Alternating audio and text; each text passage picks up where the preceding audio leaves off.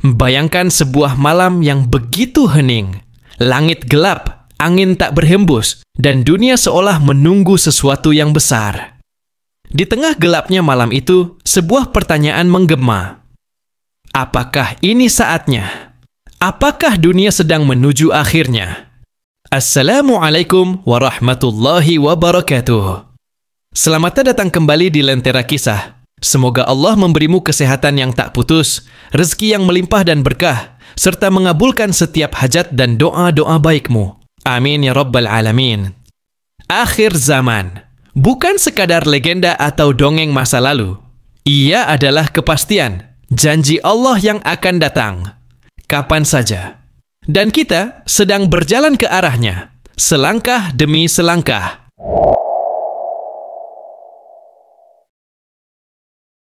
Zaman kita saat ini adalah zaman yang luar biasa. Teknologi melesat cepat.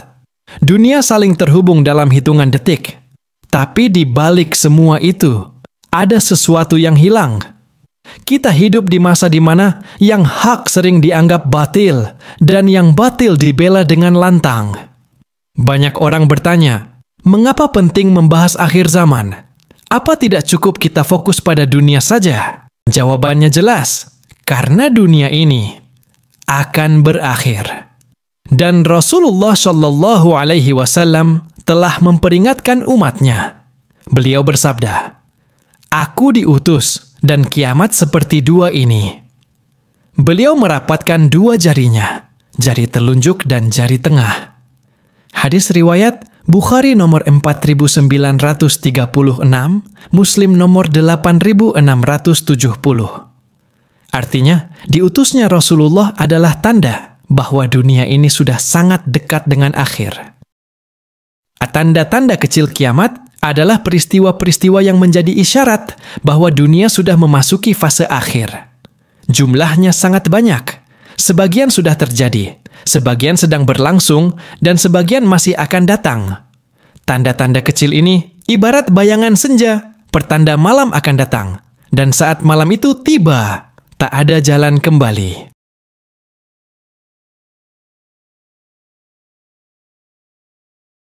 Ini adalah tanda paling awal. Nabi terakhir, penutup para rasul. Rasulullah bersabda, "Aku adalah penutup para nabi, dan tidak ada nabi setelahku." Hadis riwayat Abu Dawud, nomor 4257. Wafatnya Rasulullah menjadi penanda akhir dari masa wahyu dan awal fase umat berjalan tanpa bimbingan langsung. Ini membuka pintu fitnah dan ujian besar. Nabi bersabda, "Umatku akan terpecah menjadi 73 golongan. Semuanya masuk neraka kecuali satu." Mereka bertanya, "Siapa yang satu itu, wahai Rasulullah?" Beliau menjawab, "Yang mengikuti apa yang aku dan para sahabatku ada di atasnya." Hadis riwayat Tirmidzi, nomor 2641. Nabi bersabda, "Akan muncul di tengah umatku sekitar 30 orang pendusta. Semuanya mengaku sebagai nabi, padahal aku adalah penutup para nabi. Tidak ada nabi setelahku." Hadis riwayat Abu Dawud, nomor 4252. At-Tirmidzi nomor 2219. Rasulullah bersabda, "Kalian akan menaklukkan Persia, lalu Romawi. Maka sebaik-baik pasukan adalah pasukan itu, dan sebaik-baik pemimpin adalah pemimpinnya." Hadis riwayat Ahmad. Kelompok-kelompok seperti Khawarij, Syiah, Qadariyah, Murji'ah muncul tak lama setelah wafatnya Rasulullah. Mereka menyimpang dari ajaran Rasul dan menciptakan fitnah dalam agama.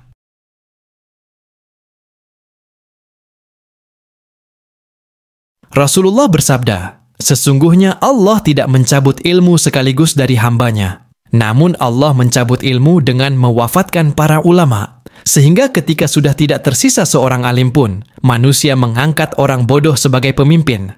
Lalu mereka memberi fatwa tanpa ilmu. Mereka sesat dan menyesatkan."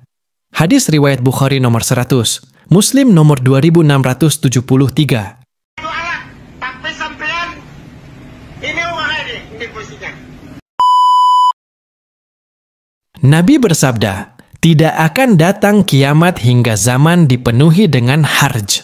Para sahabat bertanya, apakah harj itu? Beliau menjawab, pembunuhan. Hadis riwayat Muslim nomor 2908. Nabi bersabda, akan datang suatu masa, zina dilakukan terang-terangan di jalanan, dan yang terbaik di antara mereka hanyalah yang berkata, seandainya kau lakukan di balik tembok. Hadis riwayat Bukhari dalam Adabul Mufrad. Rasulullah bersabda, akan datang suatu zaman di mana semua orang pasti terkena riba. Kalau tidak langsung, maka debunya. Hadis riwayat Abu Dawud dan Ibnu Majah. Dalam hadis Jibril, engkau akan melihat orang-orang yang dulu menggembala kambing berlomba-lomba membangun bangunan tinggi. Hadis riwayat Muslim nomor 8. Rasulullah bersabda, tidak akan datang kiamat hingga waktu terasa singkat. Setahun terasa seperti sebulan, sebulan seperti seminggu, seminggu seperti sehari, dan sehari seperti 1 jam. Hadis riwayat Ahmad. Rasulullah bersabda, akan datang suatu masa, orang-orang memakmurkan masjid secara zahir, namun kosong dari hidayah dan keimanan. Hadis riwayat Bukhari dalam Adabul Mufrad.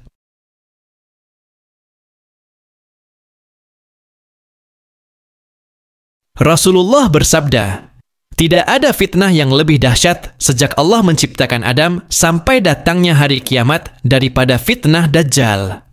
Hadis riwayat Muslim nomor 2933. Rasulullah bersabda, demi Allah, sesungguhnya Isa bin Maryam akan turun. Ia akan membunuh Dajjal dan akan berlaku keadilan di muka bumi.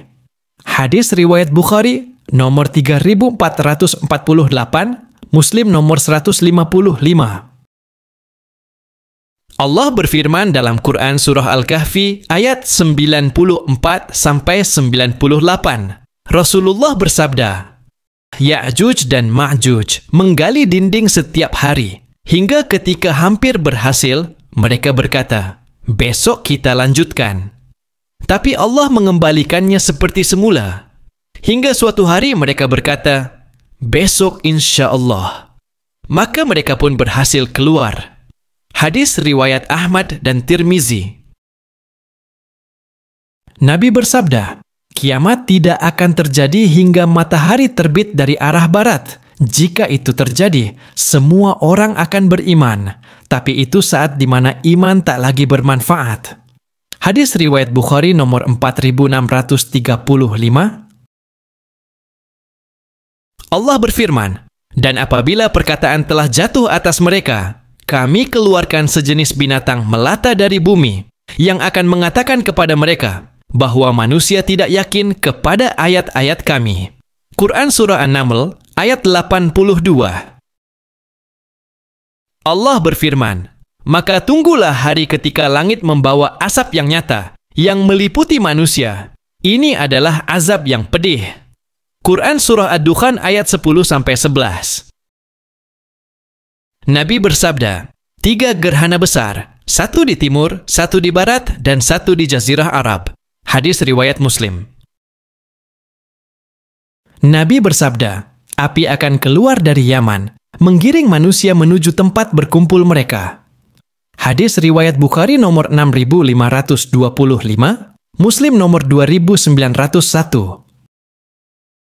Semua ini bukan untuk menakut-nakuti, tapi untuk mengingatkan bahwa dunia ini bukan akhir, tapi awal dari perjalanan yang panjang.